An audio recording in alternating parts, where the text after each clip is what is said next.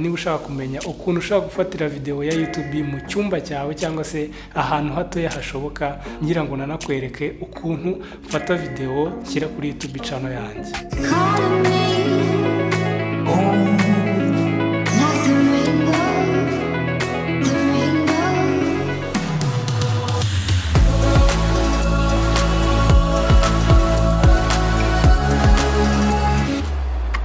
Hashize igihe kinini abantu bambaza ukuntu nkora video za YouTube, ese umuntu akambaza ngo ngiye nakora video gute, nabasha gukora video gute.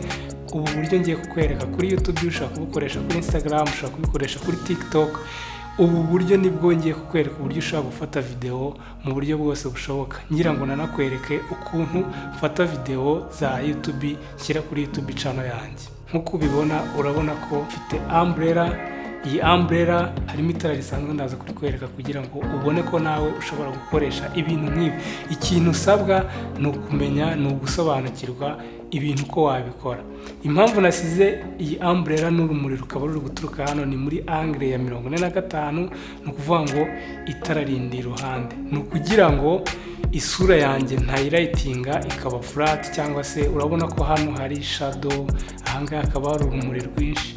Hano hari igitambaro cy'umukara, hari n'igitambaro cyangwa se reflector irimo gutuma urumuri ruturuka hano rutikubita kuri kiriya gikuta, kuko nacyo ari umweru, maze ngo rungarukire. Ntabwo ndushaka. Wenda nzakora video isobanura neza uburyo umuntu ashobora gukora lighting, ariko ubu ngubu ndagira ngo nkubwire uko setup yanjye imeze, cyangwa se ukuntu nawe ushaka kubyigana mu gihe niba ushaka kuba ufite idea ushaka guha abantu kuri YouTube, ariko ukaba ugira ikibazo, nakora gute video, nabigenza gute, ko nta bintu bihenze mfite. Ntabwo bino bintu bisaba ibintu bihenze, ahubwo birasaba uburyo uwo bitekereza n'ubundi bumenyi ngiye kuguha kugira ngo nawe ubashe gukora video nk'iyi ngiyi ndi gukora. Hano hejuru hari microphone.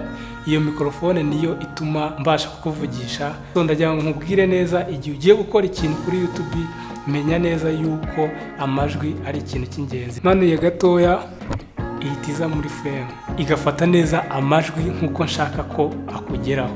Niyo mpamvu microphone ni ikintu cy'ingenzi. Nakoze video igaragaza uburyo ushobora kubona microphone ya make. Iyi microphone iri hano hejuru, umugozi wayo ugahita ugenda ukajya muri kamera. Si byiza ko ukoresha amajwi ya kamera, biba byiza iyo ukoresheje amajwi ava muri microphone akajya muri kamera. Ufite tripod ya microphone, ariyo microphone yagazeho, ngashyiraho ni stand, ni reflector ya blotts urumuri kugira ngo rudaturuka hirya rukica face yanjye ikaba flat.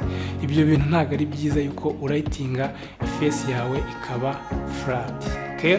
Ibara ry'ubururu uri kubona hano inyuma, hari agatara, ngashyira ko gaterepiye, nshyiraho ubururu kugira ngo nibura background ibashe guhinduka ukuntu. Ushobora gukoresha umbrella ushaka gukoresha iyi ngiyi ifite umwere inyuma, cyangwa se ifite reflexion imbere, ushaka gutunga mu itara, noneho urumuri rukagaruka, akaba ariho abari rwo rugukorera lighting. Ushobora guhitamo icyo ushaka. Ngiye icyo nshaka kwerekana ni idea yo kuntu ushobora gukora video ukarayitinga kandi udakoresheje amafaranga menshi. Indi tekinike ushobora gukoresha ni igihe uri kwikamera hano udafite urugero. nk'ubu ngubu nta muntu mfite hano uri ku kamera, birasaba ko nishyira muri frame, narangiza ngatunga kamera ngakanda record. Ariko igihe cyose uri kwikamera cyangwa se udafite undi muntu wo kugufasha gufata video, biragusaba ngo urebe muri lens, muri kamera. Niba ari telefone, rebaho kamera, rebaho ijisho rya lens riri, maze uvuge ariho ureba. Kubera ko ngiye mfite kamera, lens kabindi imbere, biransaba ko mvuga nganiriza kamera yanjye. Imagine nawe uri kuganira n'umuntu akaba atakureba mu maso, icyo gihe utangira gukeka ibindi, cyangwa se ko ibyo ari kukubwira ari kukubeshya. Niyo mpamvu ukwiye kureba muri kamera. Mbibona kenshi abantu benshi bikamera, ariko ugasanga ntabwo ari kureba muri lens ya kamera ye cyangwa se ya telefone. Kuri YouTube kubera uri kubwira abantu, abo bantu uri kubwira bakeneye ko ubareba mu maso, murebana.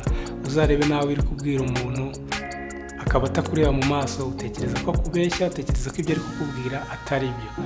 Gerageza urebe muri kamera, nk'ubu ngubu ndi gukora iyi video nzi neza ko nubwo nicaye njyenyine ariko nzi neza ko abantu bari kuyireba ari benshi. Niyo mpamvu mbikora nk'umuntu uri kubwira abantu benshi bari kureba video yanjye. Niyo mpamvu mba nkwiye kureba hano muri kamera.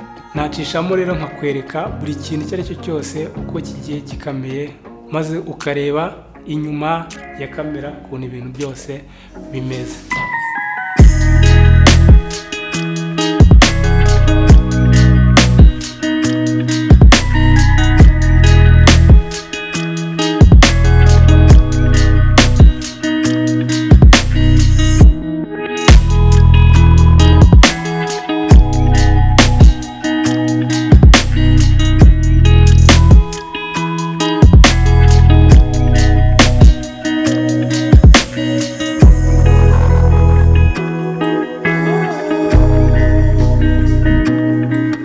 So ku muntu wari ufite ikibazo, abantu basanzwe bambaza ibibazo bitandukanye bavuga ngo ufata gute video zawe, cyane ko abantu benshi bamenyereye ibiganiro, ama interview y'abastari. Ubu buryo ushobora kubukoresha ugakora YouTube channel yawe, ugasangiza abantu ibintu wifuza kubabwira, ukababwira story, ukabigisha ibintu bitandukanye. Maybe wasanga nanjye nzaba umufana wawe w'ahazaza wa YouTube channel ugiye gukora kuva uyu munsi, kuva wabonye ukuntu abantu bafata video za YouTube channel kandi batagiye hanze ngo bakore ibintu bitandukanye, ngo bashaka abastari bo guha ama interview. Nawe ubwawe ubuzima bwawe ni story, ibyo wirirwamo ni story, uzi n'ibindi bintu byinshi ushobora kwigisha abantu, ubuzima bwabo bugahinduka.